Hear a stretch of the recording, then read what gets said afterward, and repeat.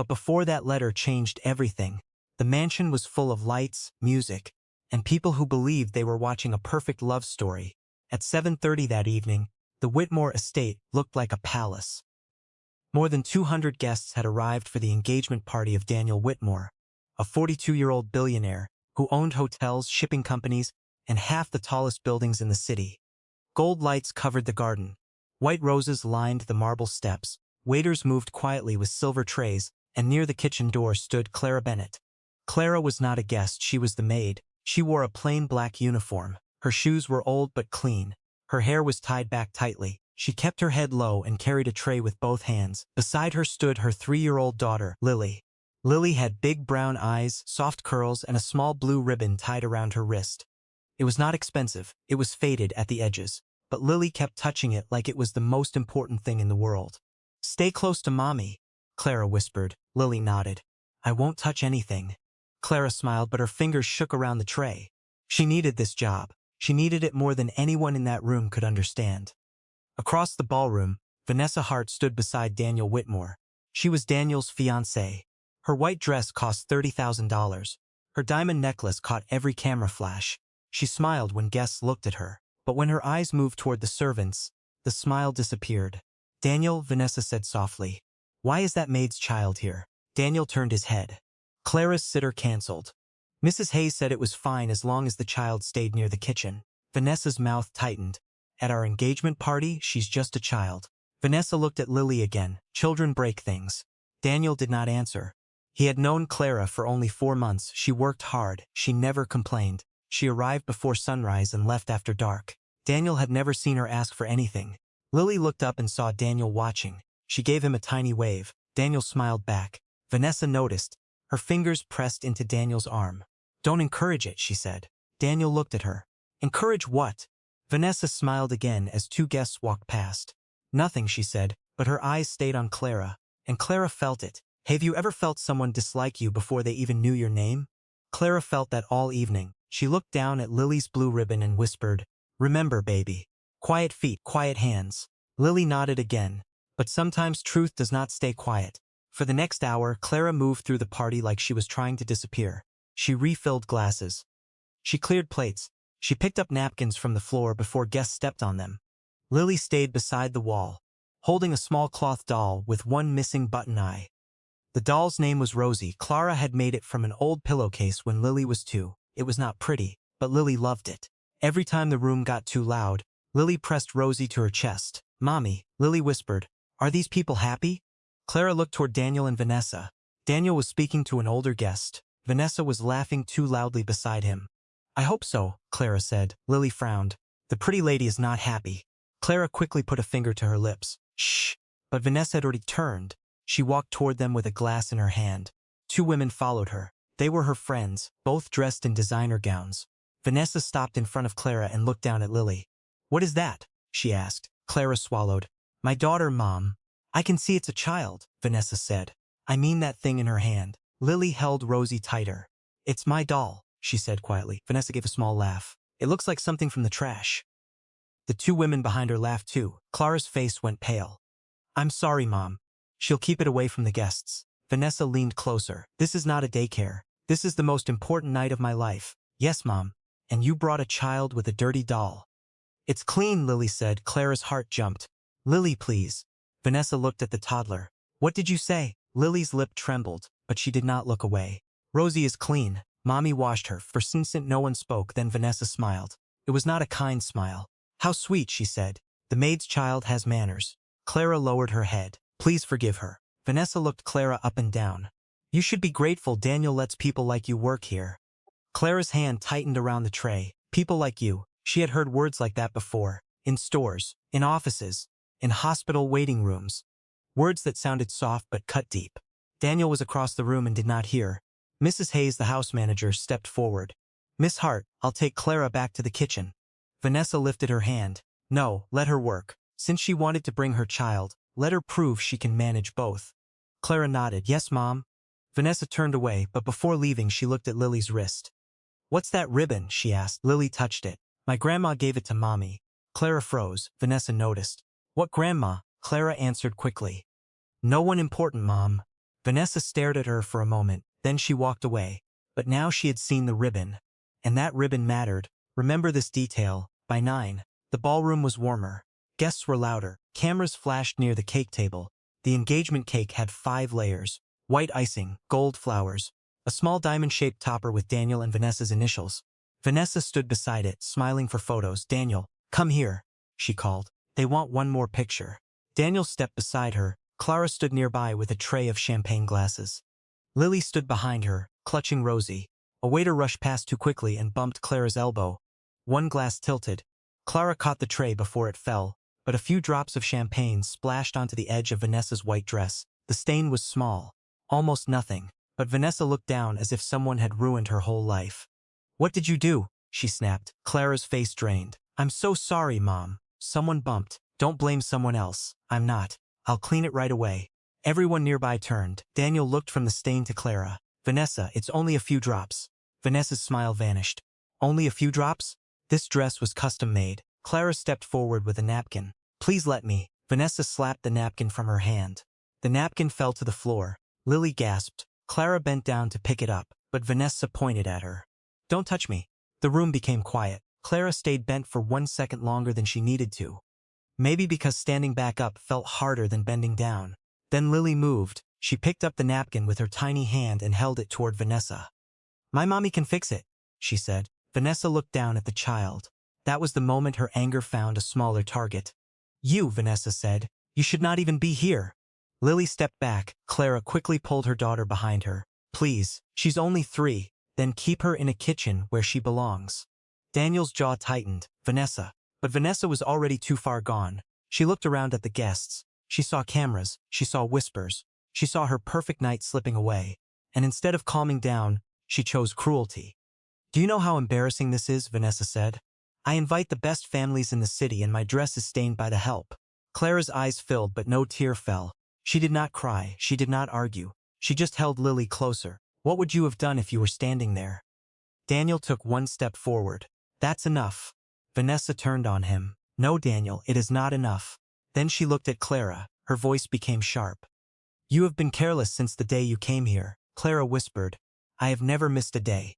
And now you bring a child to my engagement party? My sitter canceled. Not my problem. Lily held Rosie so tightly, the doll's loose button fell off and rolled under the cake table. Lily looked at it, but she was too scared to move. Daniel saw the button roll. He also saw Clara's hand shaking. And for the first time that night, he looked at Vanessa like he did not recognize her. Vanessa stood in the middle of the ballroom with 200 guests watching. Her dress had a tiny stain. Her pride had a much bigger one. Clara kept her head down.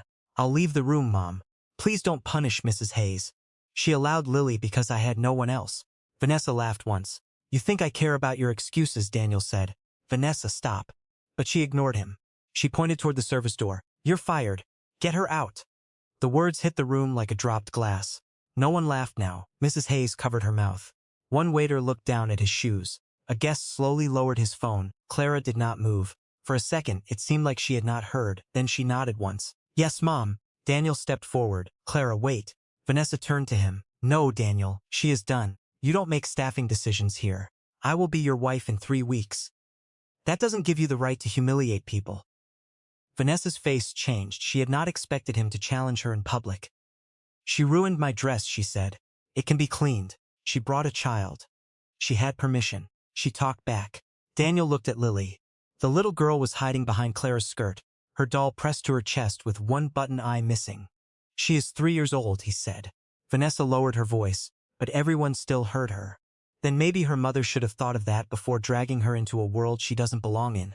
Clara flinched. Lily looked up at her mother. Mommy, are we bad? Clara bent down quickly. No, baby. Never. Then why is the pretty lady angry? Clara could not answer. That question landed harder than any insult. Daniel's face tightened. His hand closed into a fist. Vanessa pointed again. Out. Both of you. Clara picked up Lily's small coat from a chair. She placed it around her daughter's shoulders. Her fingers were slow, careful, like she was trying not to break apart in front of strangers. Lily looked back at the cake table. Rosie's eye. Clara whispered, we'll fix it later, but it fell. We have to go. They turned toward the service door. Daniel moved after them, but Vanessa grabbed his arm. Don't you dare, she said. Daniel looked down at her hand. Then he removed it, slowly. That small action made people whisper. Clara reached the door. Lily stopped. "Mommy," she said. "Come on, sweetheart." Lily shook her head. Then she reached into the pocket of her tiny coat. Clara's eyes widened. "Lily, no." But the child had already pulled out a folded letter. It was old, yellow at the edges, tied with the same blue ribbon that was around Lily's wrist. Lily turned toward Daniel. "Mr. Daniel," she said, "Mommy said this letter belongs in this house." The whole room went still. Daniel stared at the folded letter in Lily's hand. It was small. It was worn. But the blue ribbon around it made his chest tighten. He knew that ribbon. He had not seen it in 18 years. Clara stepped in front of Lily. "Please, Mr. Whitmore, she doesn't understand." Daniel's voice was low. "Where did you get that?" Clara shook her head. "It's nothing." Vanessa stepped forward fast. "Exactly, it's nothing, Clara. Take your child and leave." But Lily held the letter higher. "My mommy cries when she reads it," she said. Clara closed her eyes. Daniel did not move. "Clara." The ballroom was silent enough to hear the music still playing outside in the garden. Daniel held out his hand. "May I see it?" Clara whispered. "Please don't." But Lily walked around her mother and placed the letter in Daniel's palm. His fingers touched the ribbon. His face changed, not a big change, not a dramatic one. His mouth opened slightly. His breathing slowed. His thumb rubbed the knot in the ribbon, like he was remembering something his mind had buried. Vanessa noticed. "What is that?" she asked. Daniel did not answer. He untied the ribbon. Inside was a letter written in blue ink. The handwriting was careful, slanted, and familiar. Daniel read the first line. His hand started to shake. Mrs. Hayes whispered, "Sir?" Daniel read the line again. "To my son Daniel. If this letter ever returns to our house, listen to the woman who brings it." His face went pale. Vanessa reached for the page. "Let me see." Daniel pulled it back. "No." His voice was quiet, but everyone heard the warning in it. Vanessa froze. Daniel looked at Clara. "This is my mother's handwriting." A sound moved through the crowd. Clara lowered her face. Daniel read more. "Her name is Clara Bennett. Her mother saved my life when everyone else walked away. If Clara ever needs this family, help her. Not as charity, as a debt of honor." Daniel looked up. His eyes were wet now, but no tear fell. "My mother died 16 years ago," he said. "How do you have this?" Clara held Lily close. "She gave it to my mother," Clara whispered, "before she died." Daniel swallowed hard. Vanessa gave a nervous laugh. "Daniel, this is clearly some trick." Lily looked at her. "It's not a trick." Vanessa's eyes flashed. "Be quiet." Daniel turned to Vanessa. "Do not speak to her like that again." The room went cold. Can you imagine a 3-year-old standing in a room full of rich people, holding the truth in her tiny hand? Lily pointed at the letter. "Mommy said we only use it if we have nowhere to go." Clara covered her mouth. Daniel looked at her. And for the first time, he saw not just his maid. He saw the woman his mother had told him to protect. Daniel read the letter slowly while everyone waited. The engagement party had stopped without anyone saying it had stopped. No one touched the champagne. No one moved toward the cake. Even the photographers lowered their cameras. Daniel's eyes moved across the page. "My dear Daniel, if this reaches you, then I am not there to explain it myself. Many years ago, when your father's enemies tried to destroy us, a woman named Ruth Bennett hid documents that kept our family alive. She risked her job. She risked her safety. She asked for nothing, but I promised her one thing. If her daughter Clara ever came to our door, she would never be turned away." Daniel looked at Clara. "Ruth Bennett was your mother?" Clara nodded. "Yes." Daniel pressed the letter tighter. "My mother used to say a woman named Ruth saved us. I thought she meant an old friend." "She worked in your father's office," Clara said. "She was a records clerk. She found out someone was trying to frame your family for fraud. She hid the original files until your mother could get them to the lawyers." Daniel stared at her. "Why didn't you tell me?" Clara's voice broke. "Because I didn't want to come here begging. You worked here for 4 months. I needed work. Not pity." Daniel lowered the letter. Those words hit him harder than anything Vanessa had said. Clara was not trying to use his family. She had been trying to survive without using them. Vanessa stepped beside Daniel and forced a smile. "Daniel, darling, this is very touching, but we should discuss it privately. The guests are uncomfortable." Daniel looked around. Guests were not uncomfortable because of Clara. They were uncomfortable because they had watched Vanessa abuse a woman who had done nothing wrong. Daniel folded the letter carefully. Vanessa reached again. "Give it to me. I'll keep it safe." Daniel looked at her hand. "No." Her smile cracked. "Why are you acting like I'm the problem?" Daniel did not answer. Lily suddenly spoke. "You are." A few people gasped. Clara whispered, "Lily." Lily held Rosie with the missing eye. "You made Mommy's hands shake." Vanessa's face burned red. This is ridiculous. Are we letting a toddler judge adults now? Daniel's voice was calm. She is the only one telling the truth without trying to protect herself. Vanessa stepped back. Mrs. Hayes moved forward. Mr. Whitmore, I should say something. Daniel nodded. Mrs. Hayes looked nervous, but she spoke. Clara has been the best worker in this house. She takes extra shifts. She sends most of her pay to hospital bills. She never complains. Daniel looked at Clara. Hospital bills? Clara shook her head. It's private. Mrs. Hayes continued soft ears. She had breathing problems. Clara still owes $18,000. Daniel's jaw tightened. Clara looked humiliated. Mrs. Hayes, please? Daniel's hand shook again, but this time it was not shock. It was anger. The truth does not always arrive loudly. Sometimes it arrives in a child's pocket. Daniel turned to Vanessa. You fired a woman who has served this house with more dignity than anyone in this room. Vanessa lifted her chin. I fired a maid who ruined my dress. Daniel looked at the tiny stain. Then he looked at Clara's wet eyes. And showed me who you really are, he said. Daniel asked everyone to move to the sitting room, but Clara shook her head. Sir, please. I don't want a scene. Daniel looked around the ballroom. The scene already happened. You just weren't the one who caused it. Vanessa crossed her arms. Daniel, this is humiliating me. He looked at her. Good. Maybe now you understand how it feels. The words were simple, but they struck hard. Clara lowered her head, still holding Lily. Daniel turned back to her. Tell me everything. Clara took a slow breath. My mother kept that letter in a metal box, she said. She told me it was only for an emergency. When she got sick, she made me promise not to use it unless I had no other choice. How long has she been gone? Daniel asked. 5 years. I'm sorry. Clara nodded. After she died, I worked 2 jobs. Cleaning offices at night, laundry service in the morning. Then Lily got sick. I lost 1 job because I missed too many shifts at the hospital. Lily touched Clara's cheek. Mommy, don't cry. Clara kissed her hand. I'm okay. But she was not okay. Everyone could see it. Daniel's voice softened. Why come here as a maid? Because this house had a job opening. I thought maybe your mother's promise meant I could at least work under your roof. Not ask for money. Not ask for favors, just work. Daniel looked down at the letter. You should have shown me this the first day. Clara shook her head. Your family already paid its debt when your mother gave my mother respect. My mother said respect is not a small thing. The room was silent. Even some of Vanessa's friends looked away. Daniel asked, then why did Lily have it tonight? Clara looked at her daughter. I didn't know she had taken it. Lily held up the blue ribbon on her wrist. Grandma box was open.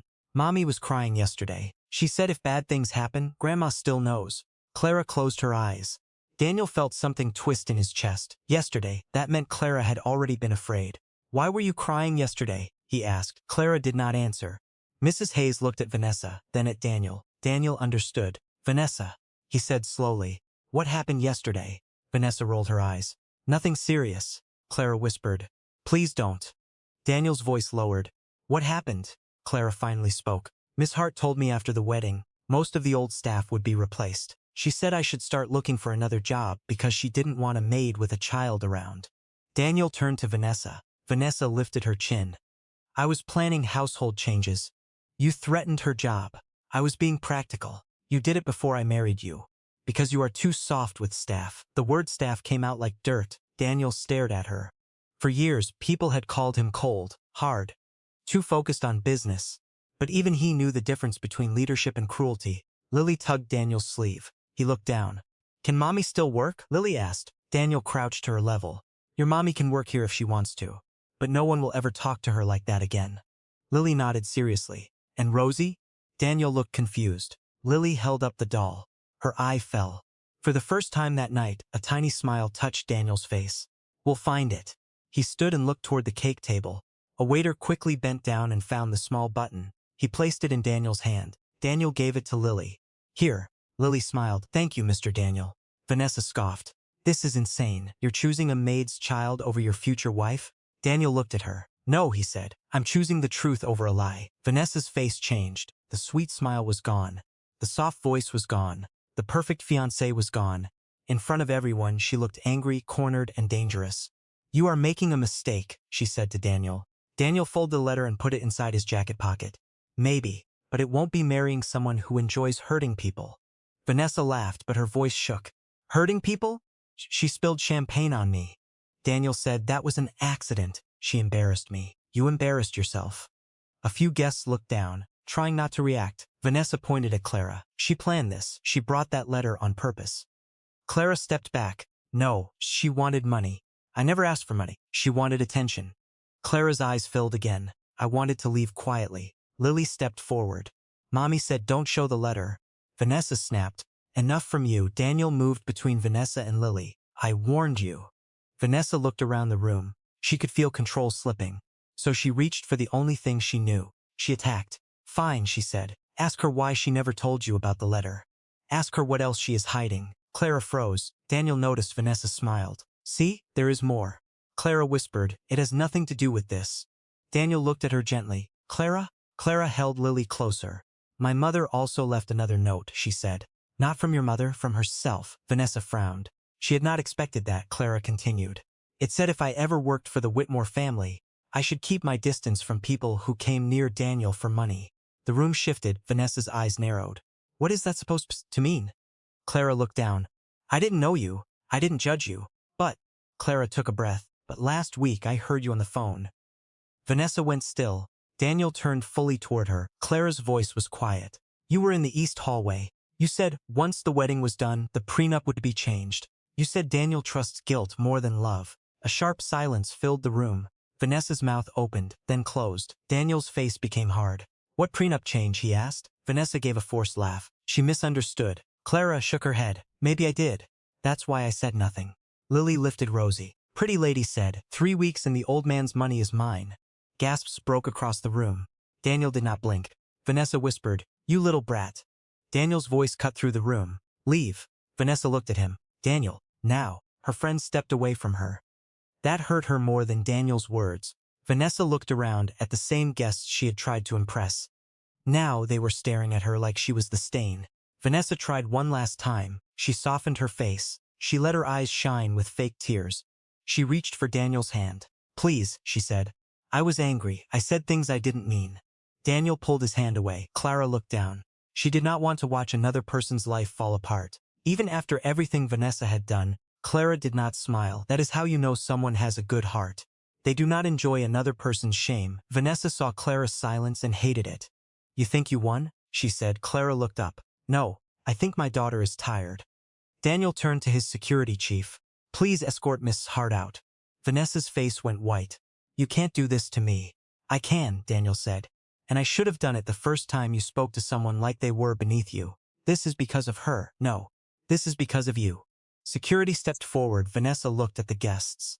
You're all enjoying this? No one answered. She looked at Daniel again. You will regret this. Daniel's voice stayed calm. I already regret letting you into this house. That was the end. Vanessa walked out with her head high, but her hands were shaking. The diamond ring on her finger caught the light as she passed the marble stairs. At the door she stopped. Daniel said, the ring stays. Her face twisted. Slowly, she pulled it off and placed it on the entry table. Then she left the front door closed. No one clapped. No one cheered. This was not that kind of moment. It was too heavy. Daniel turned to the guests. This party is over, he said. Thank you for coming. People began leaving quietly. Some nodded to Clara with shame in their eyes. Others avoided looking at her at all. Mrs. Hayes took Lily to the kitchen for warm milk. Clara stayed in the sitting room with Daniel. For a moment, neither spoke. Then Clara said, I'm sorry. Daniel looked shocked. Why are you sorry? Because your engagement ended. Daniel gave a tired breath. No, it was exposed. There's a difference. Clara looked at the floor. I never wanted money from you. I know. I only wanted work. I know that too. Daniel took the letter from his pocket and looked at it again. My mother trusted your mother, he said. And I failed to notice her daughter was suffering in my own house. Clara shook her head. You didn't know. I should have. That line stayed in the room. Sometimes the worst mistakes are not the things we do. They are the things we do not see. Daniel continued. Your job is safe. Your salary will be doubled. Your hospital debt will be paid from a staff emergency fund. Clara stepped back. No, sir, I can't accept. You can. Not as charity. He held up the letter. As a debt of honor. Clara's eyes filled. This time one tear fell. Lily ran back into the room holding Rosie. Mommy, Rosie has her eye again. Clara bent down and hugged her. Daniel watched them. Then Lily looked at him. Are we still fired? Daniel crouched again. No, he said. You are not fired. Lily thought about it. Is Pretty Lady fired? Daniel almost smiled. Yes. Lily nodded. Good. She was mean. No one corrected her. Because she was right. 3 weeks later, there was no wedding. There was something better. Daniel held a small dinner at the mansion. Not for investors, not for society guests, not for cameras, only the staff. For the first time in years, the people who worked inside the Whitmore estate sat at the long dining table instead of standing beside it. Mrs. Hayes cried before the soup was served. The gardeners sat beside the drivers. The cooks sat beside the housekeepers. Clara sat near the end with Lily on her lap. Daniel stood at the front of the room. I built companies, he said. I bought buildings. I made deals worth millions. But I forgot that a house is not judged by its chandeliers. It is judged by how it treats the people who keep it standing. Everyone listened. Daniel lifted a frame. Inside, it was his mother's letter. The blue ribbon was tied neatly at the bottom. This letter came home because a little girl was brave enough to carry it, he said. Lily looked at Clara. That's me. A soft laugh moved through the room. Daniel smiled. Yes, that's you. Clara wiped her eyes. Daniel continued. From today, this house will have a staff protection policy. No guest, no family member, and no future partner will have the power to mistreat anyone here. Mrs. Hayes nodded through tears. After dinner, Lily walked up to Daniel with Rosie in her arms. Can Rosie see the letter? Daniel picked her up carefully so she could look at the frame. Lily touched the glass with one small finger. Grandma knew, she whispered. Daniel's throat tightened. Yes, I think she did. Clara stood beside him. For the first time since she had entered that mansion, she did not look like she wanted to disappear. She looked safe. Not rich, not powerful, just safe. And sometimes safe is the biggest miracle of all. So tell me, what would you have done if you were Daniel? Would you have believed the maid, the fiancé, or the toddler with the letter? And remember this, people show their real face when they think someone has no power. Vanessa thought Clara was only a maid. She forgot that dignity does not depend on money. If this story touched your heart, like the video, comment the part that hit you hardest, and subscribe for more emotional stories where the truth comes out when no one expects it.